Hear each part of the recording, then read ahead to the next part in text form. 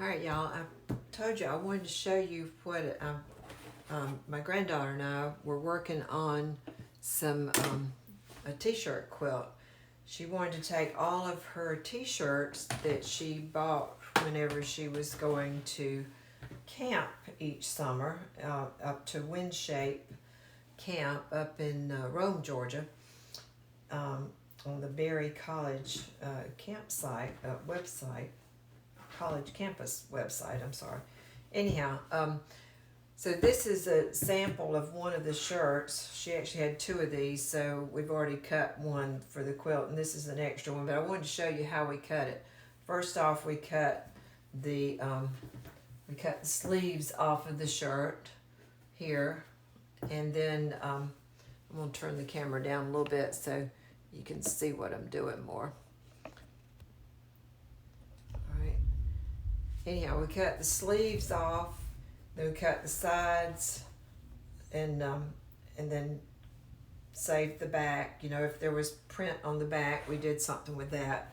But the first thing you have to do is you got to determine the width of your blocks, what size blocks you're going to have. And so I took a nice big ruler here. This is a 13 by 13 ruler, and I just put it on here and just kind of line this up in the center. Make sure it looks, you know, the print looks even with the, because sometimes they're printed catty cornered on the shirts or the, and this, by the way, this is like a silky, one of those rash guard shirts like they use when they go swimming. So some of her t-shirts were made out of this material and some were just regular good old cotton t-shirt material. So we just took them and then cut them.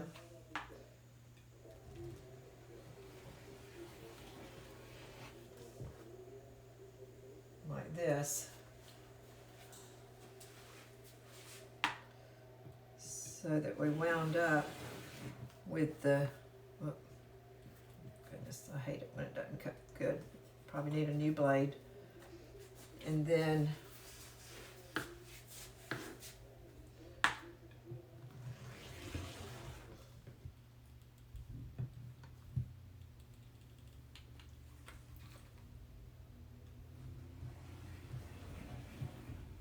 it's nice when you can have your cutting table in the center of the room so that you can get around to all sides of it. I just rearranged this table so that I could do that because it's a real pain to try to cut left-handed if you're not left-handed. So that got pulled, but it's all straight on here now. You can see that's a nice 13 by 13 square. So what I did also was I took some of the, let me show you one of these. This is sizing fabric. It's just nice cotton fabric, but on one side of it, it has the, you can see the sheen to it. It's got the glue on there.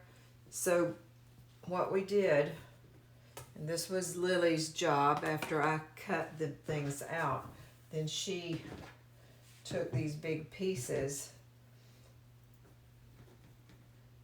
with the glue side up against the back side of the shirt.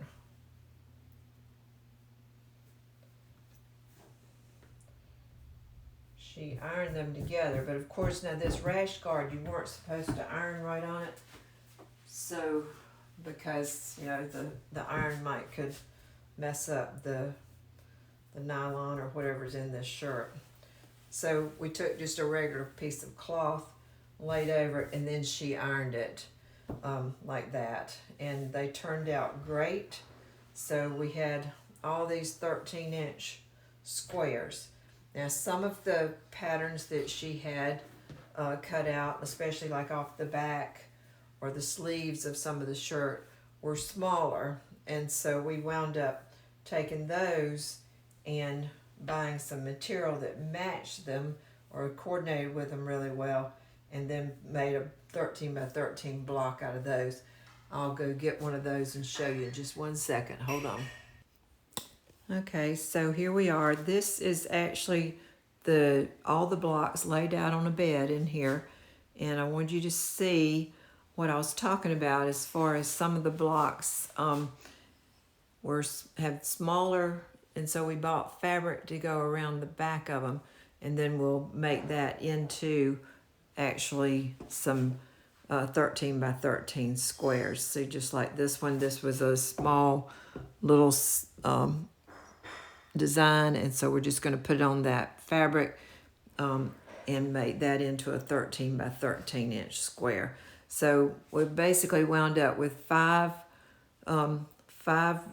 columns across and 5 rows down. So it will be a really nice square quilt. Here's one that this is a cute little one that we've already sewn together here now, and this one actually has a pocket where she can put something in there like her cell phone or something.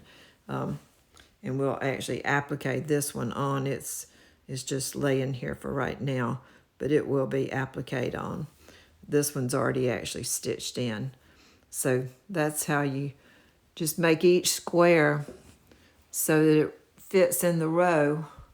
And you can see we've got some here that we made. They're 13 inches wide, but they're not as long. But that helps make up for this one that was here in the center. It was still 13 inches wide, but it needed to be longer because the headdress was down in here was going to be cut off if we did it 13 by 13. So therefore, you just have to make adjustments so that each row and each column turns out the same.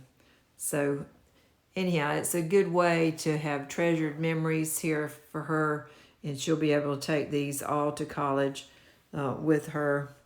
And it's from, all the years that she went to Camp Windshape. And I think she'll treasure this for a lifetime. And I know I treasure the time that we spent together making it. It was just of being with my grandchild. So anyhow, I hope y'all can find a chance to do something wonderful like that with your granddaughters, and hopefully get them interested in doing this. Even the grandsons. I mean, this could be something that they could help cut out, and then you just sew it for them, or at least let them pick out the ones that they want to be sewn into their quilt. But anyhow, it's one of a kind, and hope y'all have learned something from this. If you have any questions, just send me a message. Thanks.